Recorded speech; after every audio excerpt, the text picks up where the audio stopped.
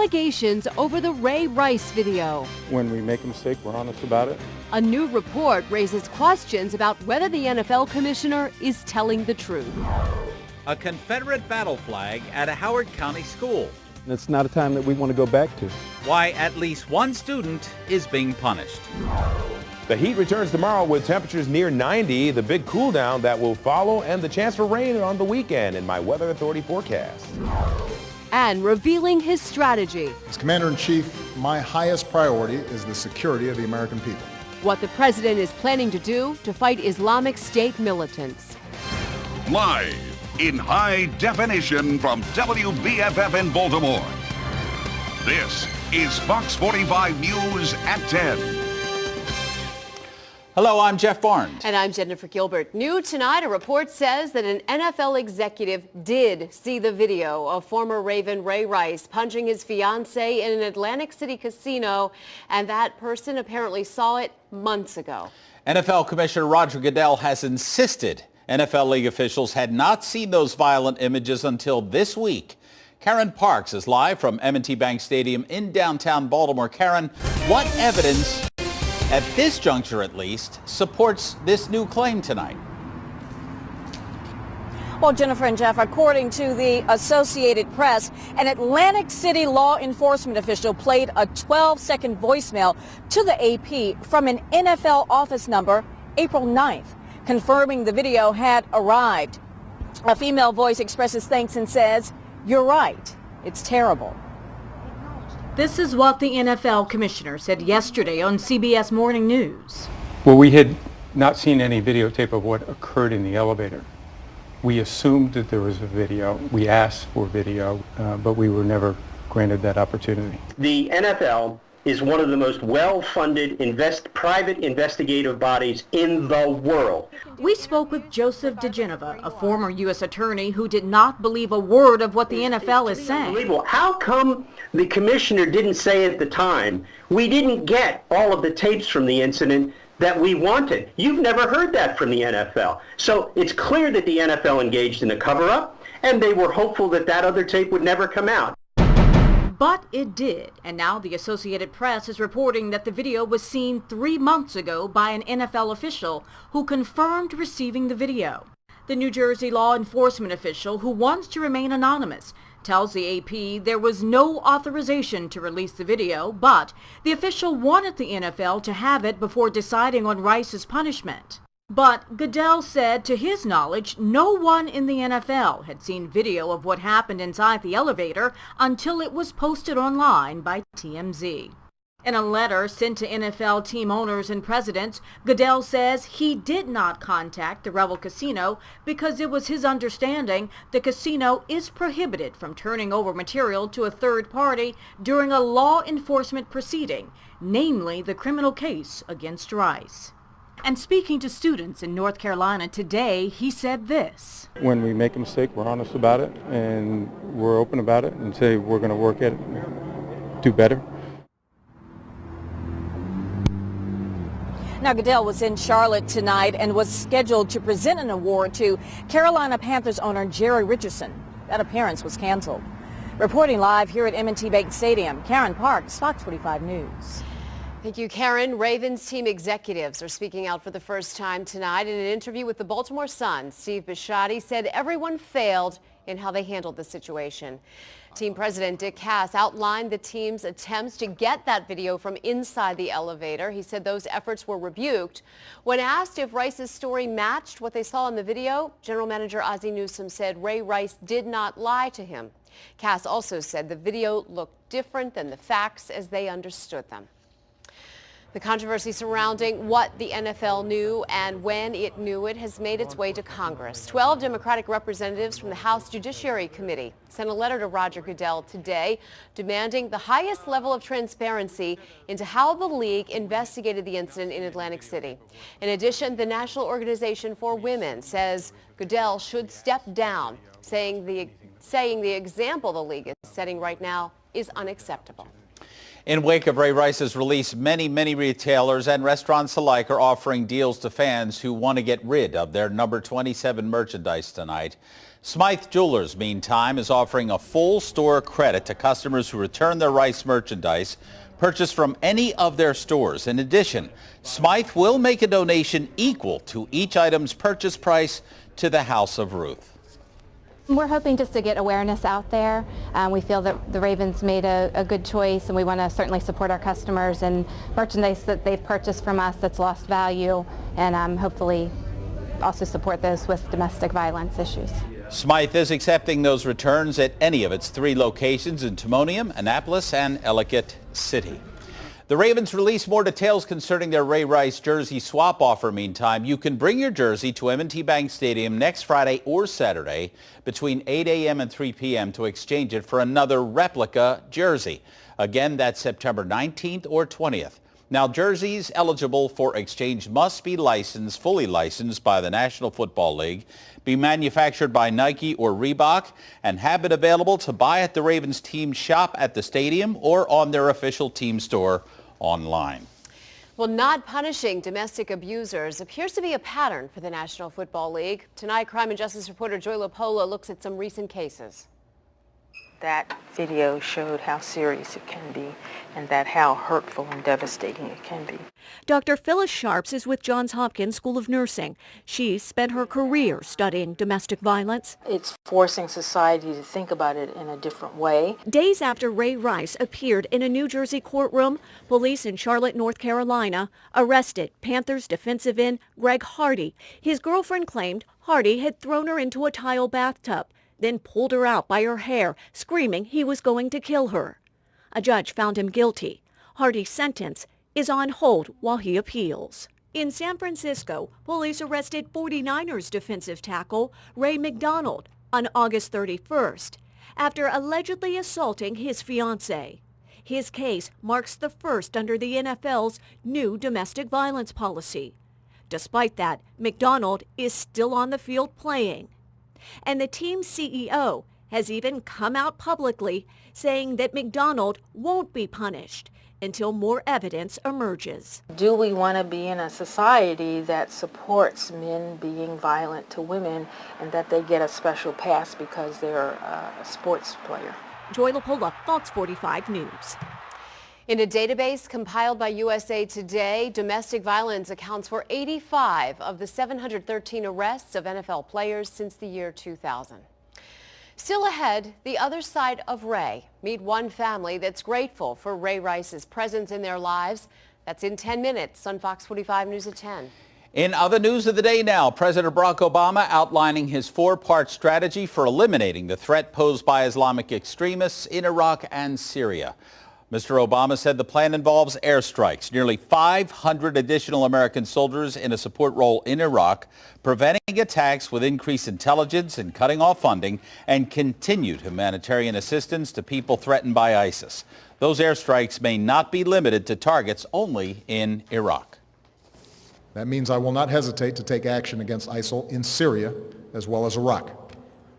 This is a core principle of my presidency. If you threaten America, you will find no safe haven. The president also tried to explain how this mission will be much different than our previous missions in Iraq and Afghanistan. It will not involve American combat troops fighting on foreign soil.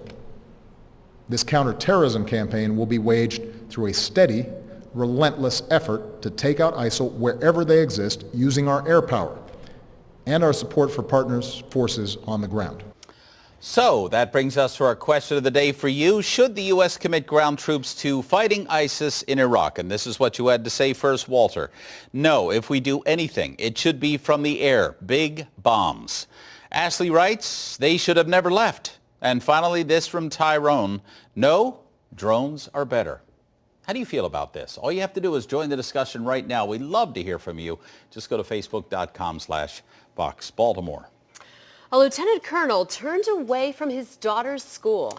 Why his clothes caused school officials to deny letting him in. That's 10 more minutes as Fox 45 News at 10 continues. And the criminal that fell asleep at the wrong time, in the wrong place, when the News at 10 continues.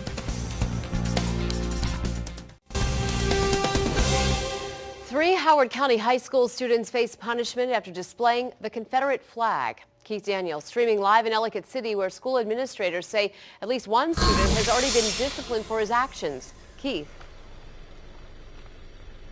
Well, Jennifer, we're live at Howard County School headquarters, where school board members say there were 2 incidents, both on school property. Now, administrators say 2 students came to school today with a Confederate flag draped over their shoulders. It happened at Glenelg High School, where someone snapped this picture of the students, who were not identifying, inside a classroom and quickly put it on social media.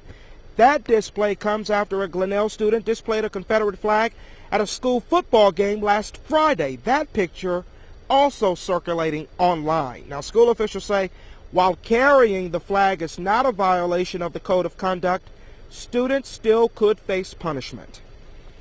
Because when you create a disruption in a classroom or at a school event that interrupts the ability of that event or instruction to take place, then that is something that can be disciplined. To many in our community, especially African Americans, the Confederate flag represents a time when we were oppressed, a time when we were lynched, a time when we had no rights and no freedoms, when we were treated as less than human. And it's a hurtful time in our history, and it's not a time that we want to go back to. Well, school officials are not commenting on the specifics of the disciplinary or administrative actions taken against the students, but they do say it could range from detention to suspension. Well, live now in Ellicott City, Keith Daniels, Fox 45 News. Thank you, Keith. Dozens of protesters who threatened to shut down an interstate outside of Ferguson, Missouri, have been arrested.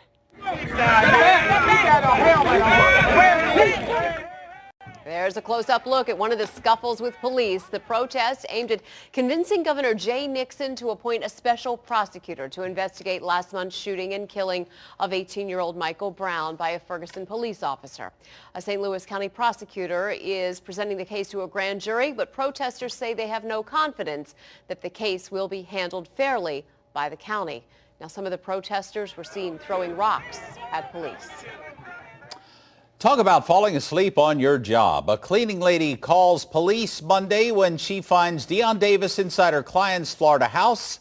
Davis was passed out with a bag full of stolen jewelry next to him on the bed. Yeah, he was going to steal it. He didn't even notice the deputies taking the pictures of him lying in bed. The photo was so classic, the Sarasota County Sheriff's Office posted it on its Facebook page. A very wise decision by a not going to be a career criminal. All right. A week of celebrations kicking off in Baltimore right now. Very exciting. Let the celebrations begin.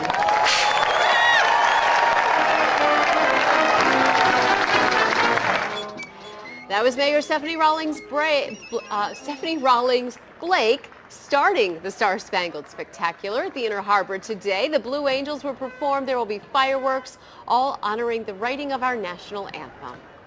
And right now, here's a live look at the Inner Harbor. Look at that galleon. Look where the captain used to stay. It pays to be the captain.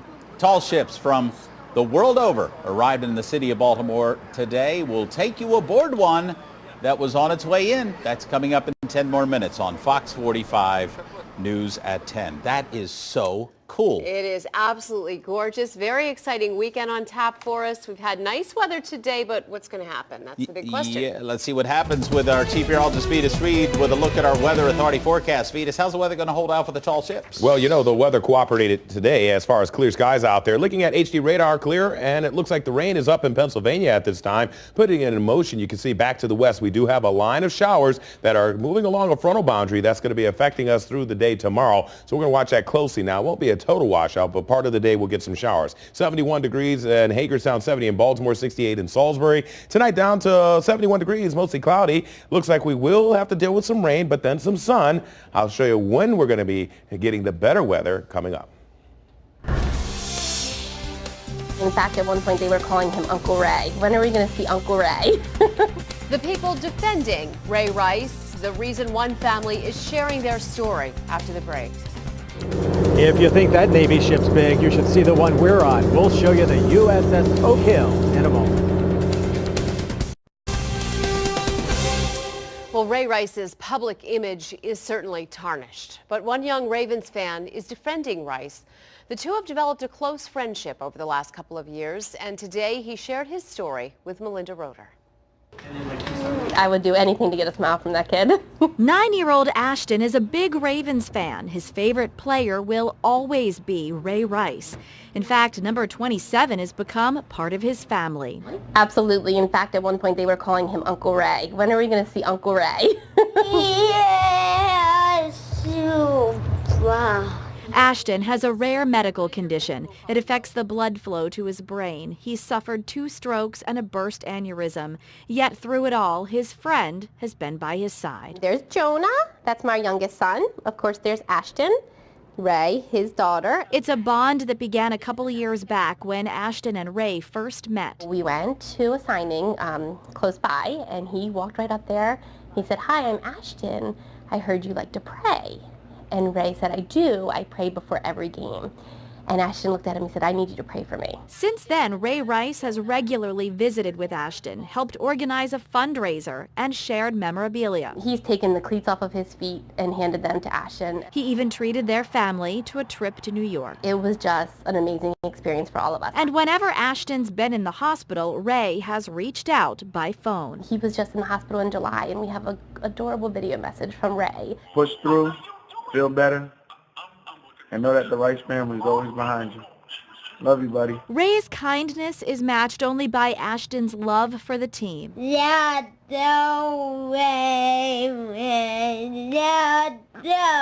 it's the reason why his mom is now sharing their story, hoping it will encourage other fans to forgive. I don't condone what he did by any stretch of the means, nor am I trying to make excuses. I'm trying to let people see and realize that there's another part of Ray. A part of Ray this young fan and his family will always cherish. Melinda Roeder, Fox 45 News. Well, the Dean family hasn't heard from Ray Rice since he was cut by the Ravens, but they want him to know that he still has their love and support, and they hope that someday he will be able to play in the NFL again. Once you leave the house, you can still be the first to know about any breaking developments in this story or any others by signing up for Fox 45 News on the go. You can sign up for text alerts and download the Fox 45 News app. Just go to foxbaltimore.com and click on mobile to get started. The news app is free. A United States Lieutenant Colonel is turned away from his daughter's high school because he was wearing military fatigues. Colonel Sherwood Baker says he went to the school in Michigan to speak with counselors about his daughter's class schedule, but he was turned away by not 1, but 4 people and told to go home and change if he wanted to come into the building. The security guard told him that men and women in uniform weren't allowed because it may offend another student. I can't believe they would even think like that after all they do for our country. It's crazy. I appreciate everything that the military does for us, and I think they should be welcomed in as examples into our high school, not kept out. Well, the superintendent, who is a veteran himself, quickly apologized to the family and said the district does not have a policy excluding military members in uniform or at all.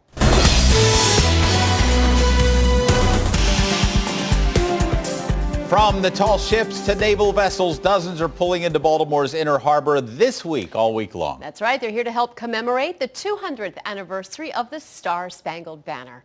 Jeff Abel spent the day on one of those ships, and in tonight's cover story, he introduces us to the sailors who came ready to salute.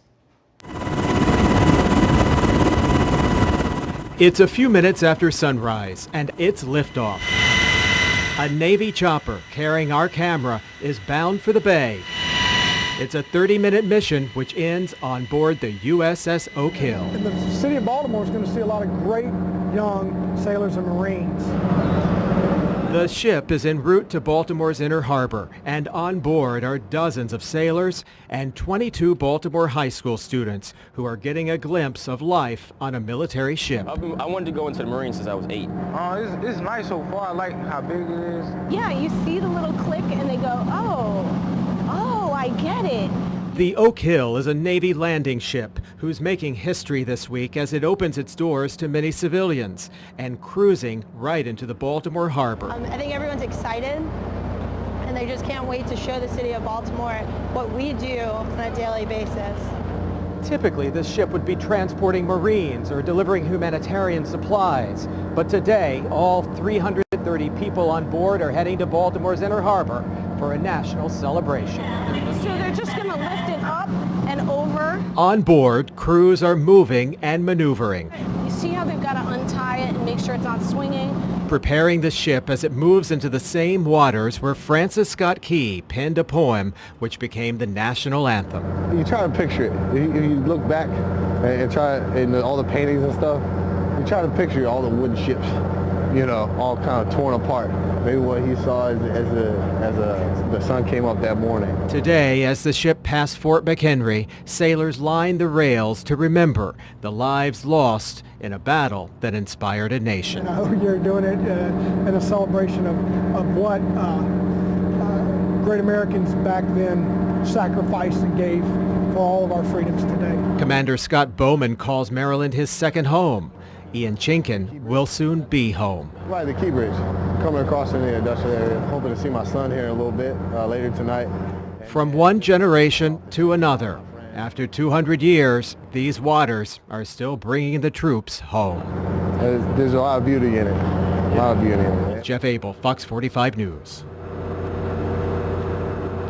A lot of beauty. But we have a lot more information about the Star-Spangled Celebration on our website. Just go to foxbaltimore.com and click on Star Spangled 200 in the Hot Topics section on the left-hand side of your screen. And now Vetus is here with that all-important forecast. That was beautiful weather there for a shot like that. Well done, Jeff. Well done, Jeff Abel. And then well done for you too, Jeff Barnes. Anyway, what I do, I just introduced you. But well, thank you. Well, we're talking about... Well done, Vetus, for accepting my invitation. Well, we're hoping that this forecast holds out. There's going to be a chance for a few showers in the area, maybe a few gusty storms tomorrow afternoon, but we will get some sunshine as well. So let's break it down. Here's what's happening. Lots going on this week. And you can see on the Northeast satellite radar, we do have a few showers in the neighborhood to the north in Pennsylvania. But as I zoom this out, it looks like we are going to continue to see those showers and thunderstorms back to the west over Indiana, where it's coming down pretty good, and Ohio. That will be moving into our neck of the woods, and as that gets into play tomorrow afternoon, we will get those thunderstorms. Now, ahead of it, we may get a little bit of sunshine trying to break through.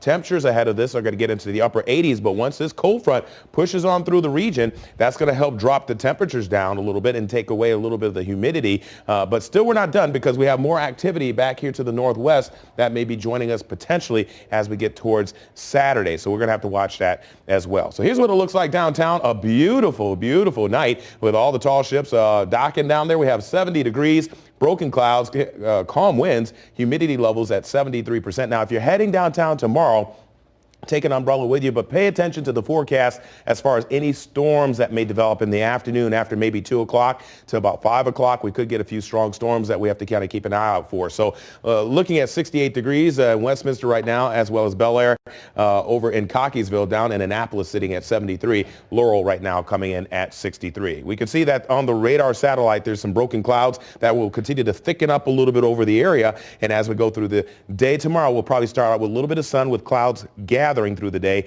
and then as that front approaches, we'll get the chance for those thunderstorms. So timing it out on the future scan, we can see here 7:30, no rain really to talk about. The clouds get a little thicker through the afternoon. There's some first rounds of some showers and thunderstorms around 2:30, but as we get into the latter half of the afternoon, maybe a few of those could have a little bit of gusty winds in them. That's the main concern with this front as it passes. And then into Friday, we see plenty of sunshine. It's going to be a great start to the weekend for Friday evening. Part of Saturday we'll have some sun, but then we'll probably get some thunderstorms in there as well. Forecast tomorrow looking at sun, clouds, thunderstorms in the afternoon. Temperatures right around 88 degrees. I have your complete 7-day forecast coming up in just a bit. And the ways you may be able to upgrade the new iPhone 6 for free when the News at 10 continues. Looks like some people will be able to get the new iPhone free of charge. Verizon is offering customers a free iPhone 6 when it goes on sale September the 19th. But customers must turn in their old iPhone and sign up for a new 2-year contract. Those redeeming the offer will trade their old model and receive a gift card for $200. That's enough to cover the cost of a new phone with a 2-year contract. With other carriers, you may be able to make money. Believe it or not, T-Mobile will be matching offers from other companies and add $50. For information on other great deals, all you have to do is go to our website, foxbaltimore.com/newslinks. We do have some rain in the forecast. Yeah, let's go to Chief Meteorologist Vitas Reed with a look at the 7-day Weather Authority forecast. Vitas, what's happening? Well, it looks like for tomorrow we're going to get a few scattered showers moving in the afternoon. We may get a little sun through part of the day, but temperatures will be up to 88 degrees. A few storms could get a little gusty through the afternoon, so keep an eye to the sky. Friday is going to be absolutely beautiful. Front has pushed through, temperatures topping out at 76 degrees. On Saturday, a 50% chance for some stray showers. A lot of activities going on downtown. Take an umbrella with you, but we may get some stray showers pushing through, high of 75. Then we clear out probably by the late afternoon, evening. Hopefully for the fireworks, I think we should be okay. But then Sunday looking at 74 degrees and temperatures in those mid-70s through Monday, Tuesday, and Wednesday. Back to you. The O's getting ever so closer to the AL East pennant. They took another big step today. Bruce Cunningham with highlights next in Sports Unlimited. In the cage, third base.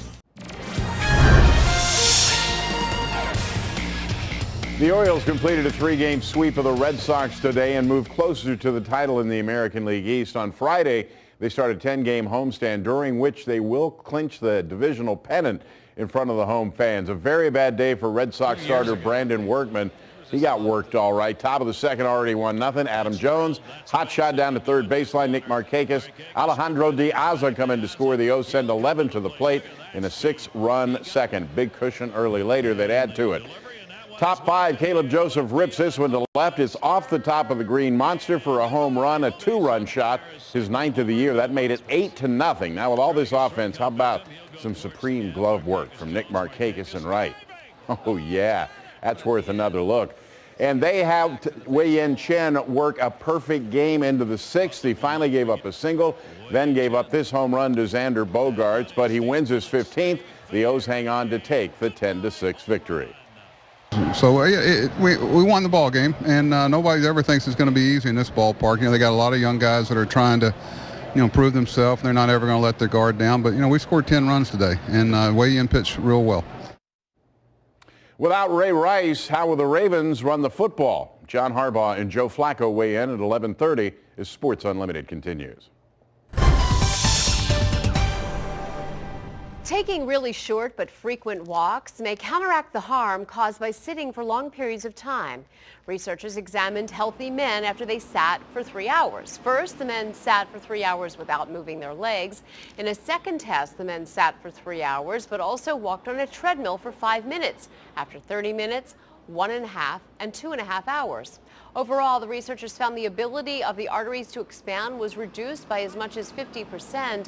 The men who walked for 5 minutes for each hour they spent sitting had no reduction in leg artery function during the 3-hour period. Not your everyday run-of-the-mill garden variety. You see one, you see them all. White House photograph. Why one child ended up like this in the Oval Office.